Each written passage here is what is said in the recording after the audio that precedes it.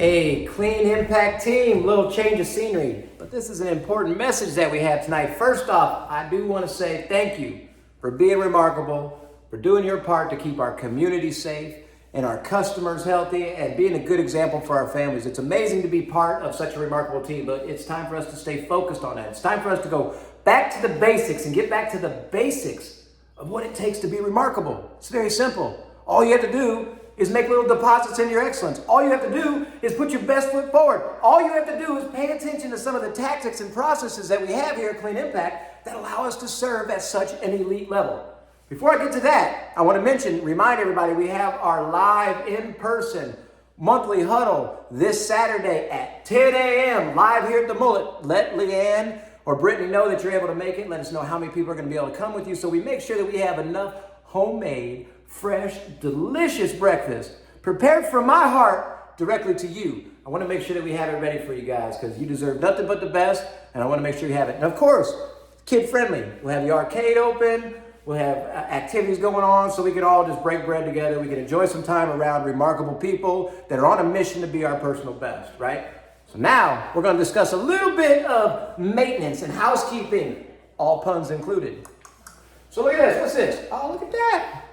Look at that. Man, everybody knows what this is. That's a mop. A mop bucket, a string mop. This is a string mop. First off, I want you guys to see how this mop is stored. This mop is stored either upside down or it's stored in the mop bucket where it's nice and dry. But before this mop bucket was stored, first off, inside this mop bucket is clean, right? This mop bucket is used, by the way, but inside it's clean. So what happens is you rinse the dang thing out whenever you're done. You dump out all the funky water, you rinse it out, and then you rinse your mop out real good while you're rinsing the bucket out. Rinse your mop out so it keeps it nice and fresh, guys. So here's the test. Everybody wants to know, how often do we have to change our mop heads? Guys, there is no magic recipe for it. There is no after 22 square feet and 42 gallons of water, you want to rinse your mop bucket. No, that's not how it works. Here's the ultimate test.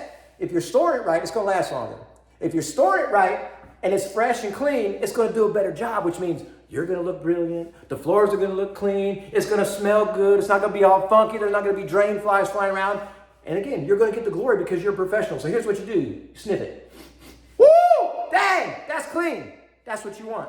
That's what you want to smell. You want to smell a clean mop. Whenever you smell it, now don't touch your face to a goofball, but like I just did. Just want to sniff it. Just want to smell it. That mop has been used and it still smells fresh and clean. That's because a couple things have happened. First off, we're changing our water properly here at the Mullet. We're using fresh water like you're supposed to. You're changing out when the water gets funky. Secondly, we're wringing our mop out really good and rinsing it off after we're done with it, and we're cleaning our mop bucket out. Third, we're hanging it up so it dries properly. We're setting it in here so the fibers can dry like they're supposed to, and they're not going to get all funky and moldy. Fourth, we change the dang mop head when it's time. When it's funky, you change the mop head. It's super simple, guys. Back to the basics. If your mop is funky, your job is going to be funky. If your job is funky, the customer's going to be sad. When the customer gets sad, it's going to make your heart sad. And when your heart's sad, you're not going to perform at elite levels like you're capable of doing, which we know we all have within us. So just pay attention to these little details, guys. What you're going to notice is we're getting back to the basics. We're getting back to the basics. And the basics are do a great job for the customer so that they can put good energy out there in the universe, and you get those goosebumps when you're sitting at the dinner table having dinner with your family, or if you're sitting around, you're getting that good energy put out there because you care, because you're passionate about what you're doing. We'll talk more about this as we continue down this path of back to the basics. Keep your mop head clean. But remember, guys, most importantly, we have our live in-person team huddle this Saturday, 10 a.m. Make sure you RSVP so we make sure we have enough food. It is mandatory for it to be live. Like you can either watch it live online or be live in person to be part of the bonus program.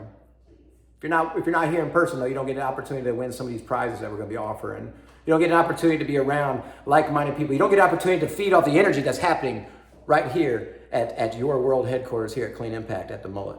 I'd be honored to have you here. I look forward, and I pray that y'all can make it safely. I pray that you stay safe. And right now, with all this ice and junk out there, there's going to be salt, guys. We know how the salt is. There's going to be salt. So everybody stuck around to the end of this video. It's very important that you're going to leave a message on how you're going to deal with the salt. But here's what we need to do. We need to make sure we're sucking it up first.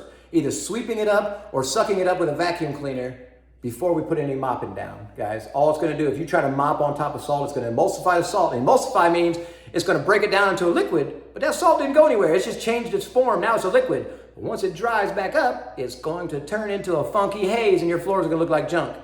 Guys, back to the basics.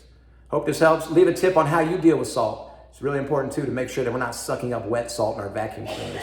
So all that's going to do is clog up your bags. So we got to make sure we're paying attention and changing those bags a little more frequently this time of year too. Y'all are awesome. You're remarkable. I appreciate what you're doing. Let me know if I can help you in any way. Have a good day.